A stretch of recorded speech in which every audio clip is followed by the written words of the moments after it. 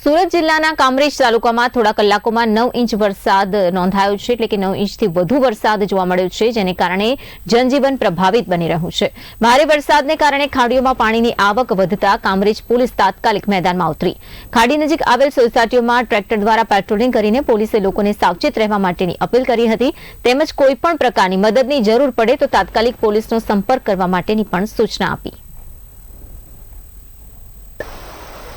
આજરોજ કામરેજ પોલીસ દ્વારા Kamrej police station વિસ્તારમાં ભારે વરસાદને લઈને જે ડીપ સોસાયટીઓ છે એમાં પાણી ભરવાની ધીરે ધીરે સમસ્યાઓ સામે આવી રહી છે। એ સમસ્યાઓ અન્વયે કામરેજ પોલીસ બિલકુલ સજ્જ છે અને કામરેજ પોલીસે લગભગ 4 જેટલા ટ્રેક્ટરો અને પૂરતા પોલીસ સ્ટાફ સાથે આ ડીપ સોસાયટીઓ આવેલી છે। ડીપ સોસાયટીઓની અંદર જઈ અને ત્યાં ટ્રેક્ટર પેટ્રોલિંગ કરી અને જો રેસ્ક્યુની કોઈ પણ સમસ્યા અથવા તો રેસ્ક્યુનો બાબતને કોઈ પણ મેટર ધ્યાનમાં આવે તો અમે માટે બિલકુલ અવેર છીએ અને રેસ્ક્યુ કરવા માટે બિલકુલ તૈયાર છીએ।